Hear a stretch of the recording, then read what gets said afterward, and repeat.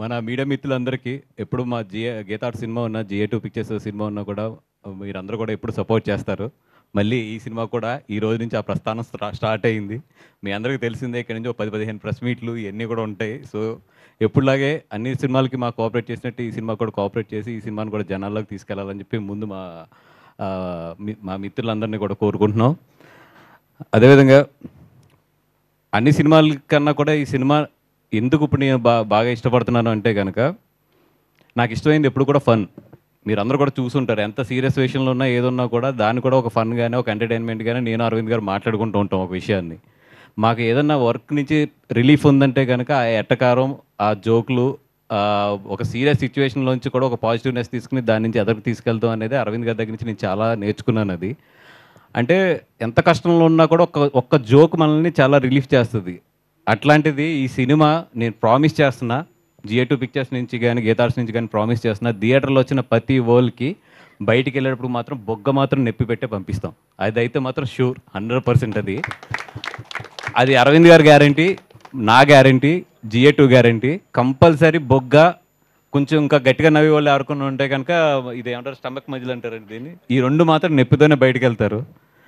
అరవింద్ గారు ఎప్పుడు నేను సినిమా తీస్తున్నా కూడా కథేంటి కథేంటి కథేంటి అని అడుగుతున్నారు ఎక్కువ. అందుకే ఈ పట్ల అసలు కథ పెట్టుకోకుండా చాలా జాగ్రత్తగా అరవింద్ గారికి ఒకటే చెప్పాను, సార్ 2 hours ఒక అబ్బాయి నాకు కథ చెప్పాడు అంజీ, నేను అతను కథ చెప్పుతుంటే 3 సార్లు కథ కాదు సారీ ఒక సినిమా చెప్పాడు నాకు 2 hours 3 సార్లు నాకు నెప్పెట్టి ఆపమని ఒక టీ తాగి మళ్ళీ కూర్చున్నాను.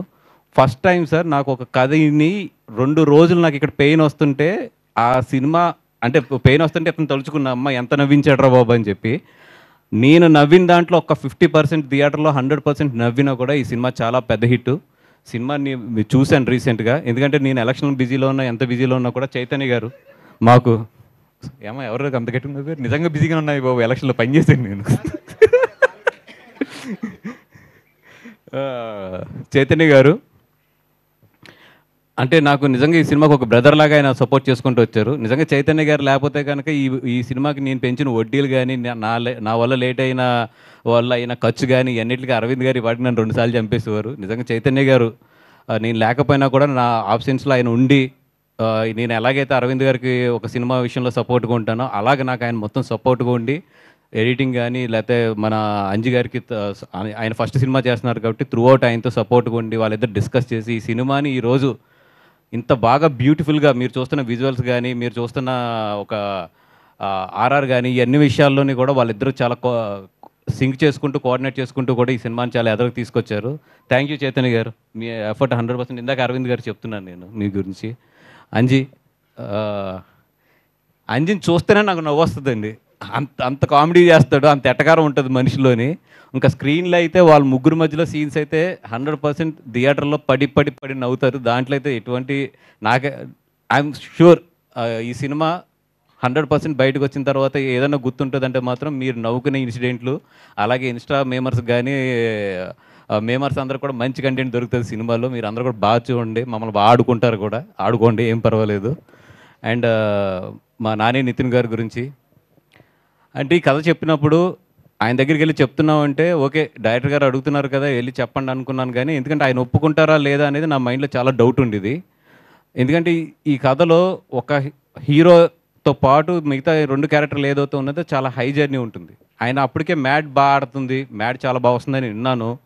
సో డెఫినెట్గా మ్యాడ్ బాగా వస్తుందని విన్నాను కాబట్టి డెఫినెట్గా నెక్స్ట్ ఏదో పెద్ద సినిమా చూస్తారు. ఆల్రెడీ కొంచెం పెద్ద బ్యాక్గ్రౌండ్ ఉంది, అన్నీ ఉన్నాయి కాబట్టి డెఫినెట్గా పెద్ద సినిమా, హై బడ్జెటెడ్ సినిమా ఏదో చూస్తారనుకున్నా.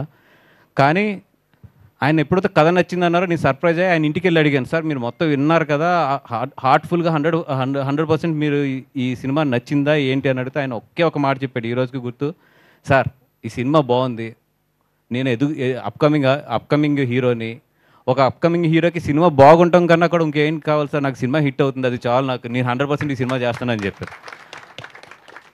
ఆ విషయం చెప్తున్నప్పుడు నాకు నిజంగా ఒక సూపర్ ఇన్సిడెంట్ గుర్తొచ్చింది. నాకు రేసుగుర్రం ఇన్సిడెంట్. బన్నీ గారు నేను క్లైమాక్స్ చూసిన తర్వాత ఎవరు అక్కడ ఉన్న ఒక పెద్ద ఆయన, ఒక అసోసియేట్ ఒక ఆయన వచ్చి, సార్ బ్రహ్మానందం గారు మీతో ఈక్వల్గా ఉన్నారు క్లైమాక్స్లో అన్నారు. అంటే ఈయన చాలా అప్పుడు ఏంటంటే ఒక నవ్వు ఉంటుంది బన్నీ గారి దగ్గర, ఆయన నవ్వుతా చాలా సింపుల్గా ఏం చెప్పాడంటే సినిమా బాగుందా లేదా అన్నారు ఆయన. అంటే చాలా బాగుందండి. అయిపోయింది అక్కడితో. అది బ్రహ్మానందం అయినా, నేనైనా ఏదైనా కూడా సినిమా హిట్ అయితే చాలు దట్స్ వాట్ అక్కడి వరకు ఆలోచిస్తానని చెప్పాడు ఆయన. నిజంగా ఆ మాట చాలా పెద్ద మాట అది. ఏంటంటే ఒక ఒక ఎనీథింగ్ దేనికన్నా కూడా ఒక సినిమా అనేది ఎంత ఇంపార్టెంట్ అనేది నిజంగా మరి నితిన్ గారికి ఎలాగా తెలిసిందో కానీ అది చాలా బాగా ఆ రోజు మాట అలా గుర్తుండిపోయింది నాకు. అండ్ ఇంకా ఎదురెదురు చాలా ఫంక్షన్స్ ఉన్నాయి కాబట్టి ఎక్కువ మాట్లాడి బోర్ కొట్టించుకోండి. మా అజయ్ గురించి చెప్పాలి ఈరోజు మెయిన్ అయితే. అజయ్ అర్సాడ మిస్సింగ్ సినిమా అనే ఒక సినిమా చూశాను. దాంట్లో ఆర్ఆర్ గురించి నిజంగా చాలా బాగా ఫీల్ అయ్యి నేను ఆ రోజే పిలిచి నేను డెఫినెట్గా నీతో ఒక సినిమా చేస్తానన్నాను. తర్వాత అతనితో చాలాసార్లు మాట్లాడి మొన్న తీసుకొచ్చి ఈ సినిమా ఆర్ఆర్ చేయమని అడిగి అదే ఆర్ఆర్ నచ్చడంతో అతనితో ఇంకో 2 సాంగ్స్ కూడా చేయించుకున్నాం ఇమ్మీడియట్లీ. నిజంగా ఎంత ఎంత హ్యాపీగా ఉందంటే నాకు వర్క్ పక్క రూమ్లోకి తీసుకొచ్చాడు మొత్తం తన సిస్టమ్ అంతా కూడా. మామూలు జనరల్గా ఏంటంటే మేము ఒక ఆర్ఆర్ చేయించుకోవాలంటే కేరళ వెళ్తామో లేదా చెన్నై వెళ్తామో చాలా చాలా ట్రావెల్ చేయాలి, ఆ లాస్ట్ మినిట్ హెక్టెక్స్ ఇవన్నీ ఉంటాయి. అట్లాంటిది ఈరోజు నా ఆఫీస్ రూమ్లో పక్కన కూర్చొని మొత్తం అంతా కూడా చేసి నాకు నీట్గా ఏదో వేడి వేడి బజ్జీలు తీసుకొచ్చినట్టు ప్రతి సీన్ కూడా తీసుకొచ్చి చూపించేస్తున్నాడు నాకు. నిజంగా థ్యాంక్ యూ అర్షద్, నాకు చాలా స్ట్రెస్ పని తగ్గించారు మా అందరికీ. అండ్ డెఫినెట్గా హైదరాబాద్లో ఉన్న మ్యూజిక్ డైరెక్టర్స్ అందరూ ఎంత మంచి జర్నీ చేశారు ఇప్పుడు వరకు. ఇంకో మ్యూజిక్ డైరెక్టర్ కూడా మన ఇండస్ట్రీకి హైదరాబాద్ నుంచి యాడ్ అవుతున్నాడు. నిజంగా ఒక థ్యాంక్ యూ సో మచ్ ఇది. అండ్ ఇంకెవరన్నా సురేష్ బేబీకి రాశారు, ఇప్పుడు ఆయ్ కూడా రాశారు. మంచి హ్యాండ్. డెఫినెట్గా ఈ సినిమా కూడా అంత హిట్ అవ్వాలని కోరుకుంటున్నాం. మా కసిరెడ్డి అండ్ అంకిత్ గురించి అయితే చాలా మాట్లాడాలి. వీళ్ళిద్దరి గురించి ఇప్పుడు మాట్లాడే కన్నా కూడా నేను టీజర్ రిలీజ్ అయిన తర్వాత మాట్లాడతాను, అందుకని రిజర్వ్ చేస్తున్నాను అది. అండ్ మన రామ్ మిరియాల గారి గురించి, ఆయన పాటలు అంటే చాలా ఇష్టం నాకు. ఫస్ట్ అంజీ చెప్పినప్పుడు వెళ్ళి ఆయనతో ఒక 10-15 డేస్ ఇంటరాక్షన్ తర్వాత సూఫియానా సాంగ్ అనేది చేయడం జరిగింది. నిజంగా వండర్ఫుల్ మ్యూజిక్ డైరెక్టర్. హైదరాబాద్లో ఇంకొక మనకి ఏంటంటే చాలా హ్యాపీ ఏంటంటే హైదరాబాద్లో మ్యూజిక్ కల్చర్ కానీ మ్యూజిక్ డైరెక్టర్స్ కానీ బాగా పెరుగుతున్నారు. అది తెలుగు ఇండస్ట్రీకి చాలా చాలా మంచి విషయం అది. అండ్ స్టేజ్ మీద ఇంకొక విషయం చెప్పాలి అరవింద్ గారికి.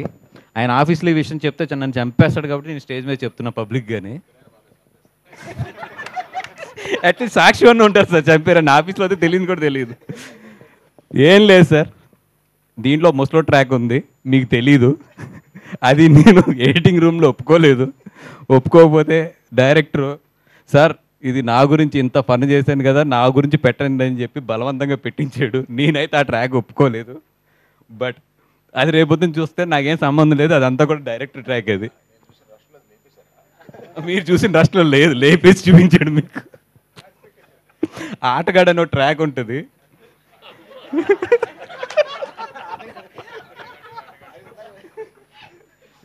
అంటే అదే ఇందాక థీమ్ సాంగ్లో ఆ పదం వచ్చిందండి, మీరు ఇలా చూసారు నా ఇంకా. ఆ ట్రాక్ అయితే అది ప్యూర్ అంజి గారి ట్రాకే. అది రేపు పొద్దున్న ఏమన్నా కూడా నేను ఇదే బాండ్ పేపర్ స్టేజ్ కూడా చెప్తున్నా, అది ఏమన్నా అంటే అంజినానని తప్ప నాకు సంబంధం లేదు అది ట్రాక్ అది.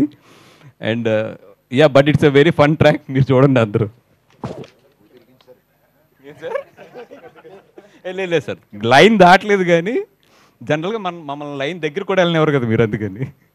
అలాగే మా కెమెరామ్యాన్ సమీర్ గారు, ఆయన పాపం డిఐలో ఉన్నారు.